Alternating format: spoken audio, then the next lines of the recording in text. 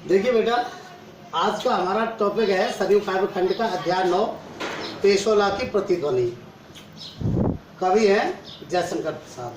सबसे पहले अपन कवि का परिचय करते हैं।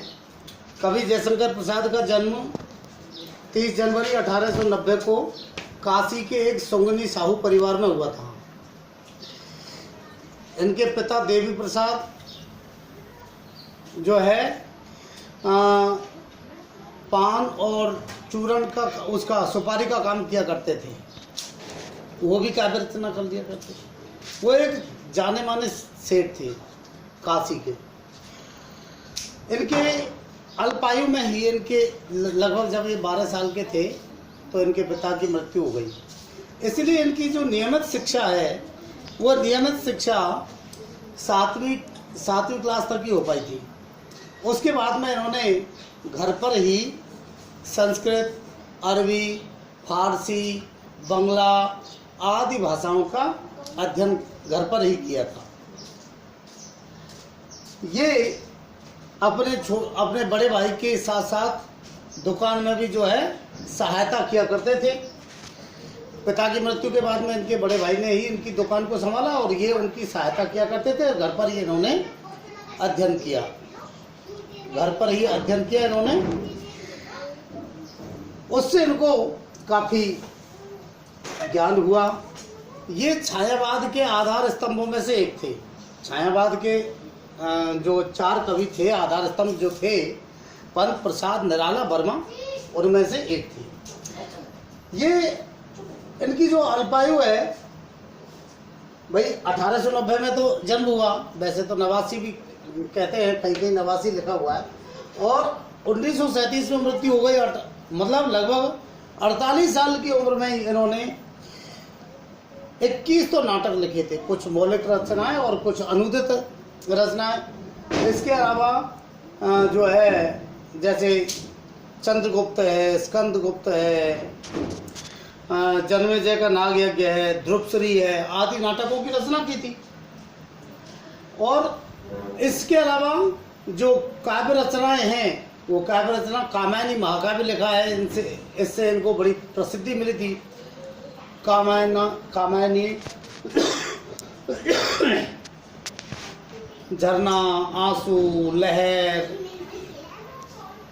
प्रेम पथिक और महाराणा का महत्व आदि काव्य रचनाओं को जो है इन्होंने लिखा था।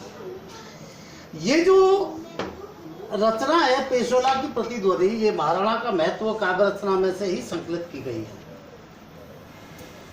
इस रचना में कवि ने उदयपुर के जो खंडहर हैं और उदयपुर की जो पिछोला झील है, पेशोला यानी पिछोला झील, उस पिछोला झील को ही जो है केंद्रित करके और वहाँ के पूर्वकालिक धन वैभव का वर्णन और उसके बाद में जो उसका विनाश हो गया उसका वर्णन किया है। इसके माध्यम से वो ये बताना चाहते हैं कि महाराणा ने जीवन भर जो संघर्ष किए थे, उन संघर्षों से हमें कुछ प्रेरणा लेकर के और राष्ट्रभक्ति की ओर केंद्रित होकर के और वर्तमान में हमें उसी राष्ट्रभक्ति को पुनः अपने मन में प्रकट करना चाहिए। ये रचना देश के परतंत्र काल की है, यानी जिस समय हमारे देश पराधीन था, अंग्रेजों के अधीन था, उस समय की रचना है। तो उस समय का भी वातावरण निराशा से युक्त था और महाराणा का जो अंतिम समय था वो अंतिम समय भी निराशा से युक्त था। महाराणा के अंतिम समय में उनको जो है ऐसा लगा कि मेरा कोई योग्य उत्तराधिकारी नहीं है। तो इसके माध्यम से भी अब वर्तमान में ये बताना चाहते हैं इसके माध्यम से कि वर्तमान में ऐसा कौन व्यक्ति है जो हमारे देश का उद्धार करने का भार अपने सिर पर लेगा। ऐसा कौन है जो महाराणा के उत्तराधिकार को सही ढंग से संभाल पाएगा। तो पिछोला झील है, पिछोला झील के किनारे वो खड़े हुए हैं। सूर्यास्त का समय है और जिस प्रकार से सूर्य दिन भर अपना संघर्ष करता है, संसार में रोशनी बिखेरता है और अंतिम समय में वह निराश सा दिखाई देता है, उसी का वर्णन करते हुए कवि कहते हैं, अरुण करुण बिंब वह निर्धूम भस्म रहित ज्वलन पिंड। यानी जो ये सूर्य है वह लाल सूर्य करुणा का बिंब सा प्रतीत हो रहा है। किसका बिंब? करुणा का बिंब सा प्रतीत हो रहा है। वह निर्धूम, वह कैसा है? निर्धूम यानी धुएं से रहित, भस्म रहित, राख से रहित, और ज्वलन पिंड, और जलता हुआ पिंड। कैसा? जलता हुआ पिंड। तो यह जो सूर्य है ये धुआं से रहित, राख से रहित और जलता हुआ करुणा का लाल पिंड प्रतीत हो रहा है। क्या है? धुआं से रहित, भस्म से रहित यानी राख से रहित, और जलता हुआ करुणा का लाल बिंब प्रतीत हो रहा है। विकल विवर्तनों से इस संसार के जो विशेष प्रकार के जो परिवर्तन है, जो चक्र हैं, विवर्तन यानी चक्र, इस संसार के जो चक्र हैं उन चक्रों से व्याकुल सा लग रहा है। कैसा लग रहा है? संसार के जो विभिन्न प्रकार के चक्र आए हैं, दुख के, सुख के, उतार चढ़ाव के जो चक्र आए हैं, वो उदय होता है, उसके बाद दिन भर संसार में जो है रोशनी फैलाता है, फिर अस्त होना है।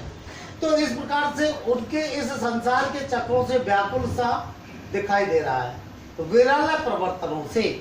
और ये जो विभिन्न प्रकार के जो परिवर्तन हैं उन परिवर्तनों से वह उदास सा दिखाई दे रहा है। कैसा दिखाई दे रहा है? उदास सा दिखाई दे रहा है, श्रमित नमित सा। और ऐसा लग रहा है जैसे ये श्रमित यानी थका हुआ है, नमित यानी झुका हुआ है। कैसा?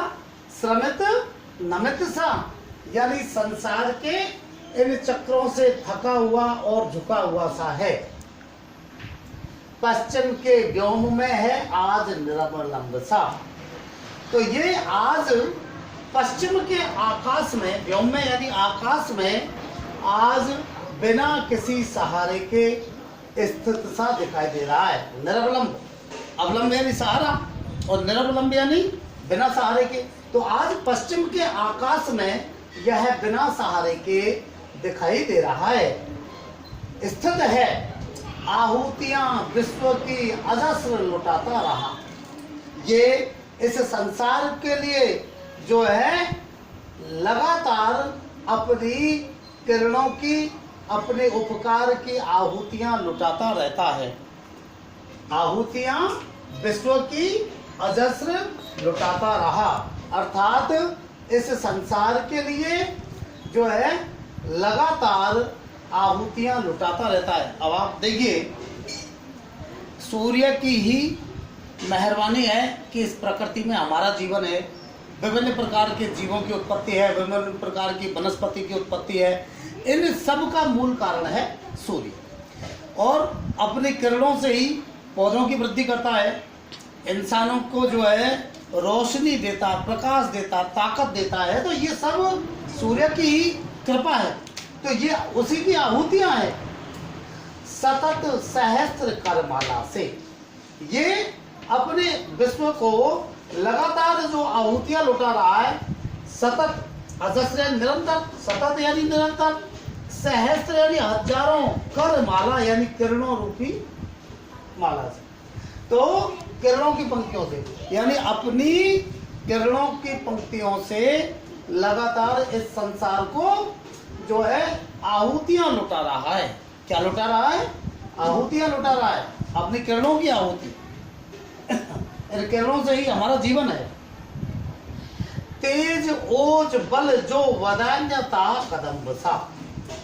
इसका जो तेज है, जो ओज है, जो ताकत है, जो है लगातार उदार और परोपकार की तरह लुटा रहा है। इसका जो तेज है, ओज है, बल है, वो निरंतर उदारता और परोपकार से युक्त है। इसका तेज, ओज और बल कैसा है? परोपकार और उदारता विनम्रता से युक्त है। पेशो लाकी और मियाँ है श्रांत। आज यहाँ पिछोला झील की जो लहरें हैं वो शांत हैं, अर्थात वो लहरें चल नहीं रही हैं, थकी हुई सी लग रही है। पेशोला की उर्मियाँ हैं शांत। आज पिछोला झील की जो उर्मियाँ जो लहरें हैं वो शांत हैं, थकी हुई है। घनी छाया में, तो घनी छाया में आज पेड़ों की, इस पिछोला झील के चारों तरफ पेड़ हैं, पेड़ों की छाया उस झील में पड़ रही है और उस झील में पड़ रही है। उस झील में जो लहरें चलती हैं वो लहरें आज शांत दिखाई दे रही हैं, अर्थात किसी प्रकार की कोई हलचल दिखाई नहीं दे रही है। इसके माध्यम से कवि ये संकेत करना चाहते हैं कि जिस प्रकार से पहले महाराणा प्रताप के जो है चित्तौड़गढ़ के किले में जो हलचल दिखाई दिया करती थी, हलचल दिखाई दिया करती थी, वो हलचल आज दिखाई नहीं दे रही है, वो हलचल आज दिखाई नहीं दे रही है। तो घनी छाया में तट तरु हैं चित्रित तरल चित्र सारी में, और तट यानी तट के तरु यानी पेड़, किनारे के जो पेड़ हैं वो कैसे लग रहे हैं? चित्रित तरल चित्र सारी में, यानी तरल चित्रशाला सी लग रही है। वो कैसे लग रहे हैं? तरल चित्रशाला लग रहे हैं, यानी कि जिस प्रकार से चित्र तो बनते हैं तो वो लगभग ठोस होते हैं, लेकिन तरल चित्र जो बह भी सकते हैं, तो ऐसे चित्र, कहने का मतलब यह है कि सूर्य वो जो है तट उसके किनारे पर, सूर्य के उसके किनारे पर जो चित्र दिखाई दे रहे हैं, पिछोला झील के किनारे पर जो पेड़ हैं वो पेड़ों के चित्र किस में दिखाई दे रहे हैं? यो कहते पानी में दिखाई दे रहे हैं। पानी में जैसे बाहर पेड़ है उसी प्रकार से उसमें दिखाई देते, ऐसे लग रहे हैं जैसे ये चित्रशाला है। ये झील क्या है? चित्रशाला है। तो कवि कह रहे हैं कि तट तरु है चित्रित तरल चित्रशाली में, कि तट के जो पेड़ हैं वो चित्रित हैं, यानी बने हुए तरल चित्रशाली में, तरल चित्रशाला में, जैसे तट के पेड़ तरल चित्रशाला में बने हुए हैं। झोंपड़े खड़े हैं बने शिल्प के विषाद के, और इस झील के किनारे जो है शिल्प के, यानी कि उस समय की महाराणा प्रताप के समय की जो शिल्प कला थी, उस शिल्प कला के मिसाल के रूप में यहाँ ये जो महलों के खंडर हैं, ये महलों के खंडर खड़े हुए हैं। यानी उस समय के जो शिल्पकार थे उन्होंने महलों का निर्माण किया, किस तरीके से आधुनिक साधन नहीं होने के बावजूद भी इतने बड़े बड़े महल उन्होंने खड़े कर दिए, और वो भी कलात्मक तरीके से। तो ये जो झोपड़े हैं, मतलब उनके खंडर अब जो है ये उस शिल्प कला के मिसाल हैं और विषाद के, यानी कि उस समय की पीड़ा के, जिनमें जो है मुगलों ने उस पर आक्रमण किया था। तो आज उस दुख को प्रकट कर रहे हैं दग्ध अवसाद के, और जलती हुई जो पीड़ा है, अवसाद है, उस जलती हुई पीड़ा के ये मिसाल के रूप में खड़े हैं, उस जलती हुई पीड़ा के प्रतीक के रूप में ये खड़े हैं कि आज हमारी पीड़ा जो है, हमारा साम्राज्य इस प्रकार से पराधीन, दूसरों के अधीन हो गया है। धूसर जलद खंड झटक पड़े हैं जैसे विजन अनंत में। आज यहाँ का वातावरण ऐसा है जैसे धूल से युक्त जो बादल के टुकड़े हैं, वो बादल के टुकड़े इधर उधर आकाश में फैल रहे हैं, जैसे आकाश में फैल रहे हैं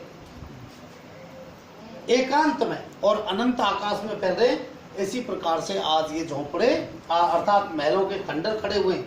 जिस प्रकार से एकांत में, अनंत आकाश में, जिस प्रकार से धूल युक्त बादलों के टुकड़े पड़े हुए हो, धूल युक्त बादल खंड जो है इधर उधर छिटके हुए हैं हो, उसी प्रकार से ये महलों के खंडर इस एकांत में खड़े हुए हैं। कालीमा बिखेरती है, कालीमा बिखेरती है जैसे संध्या के कलंक से।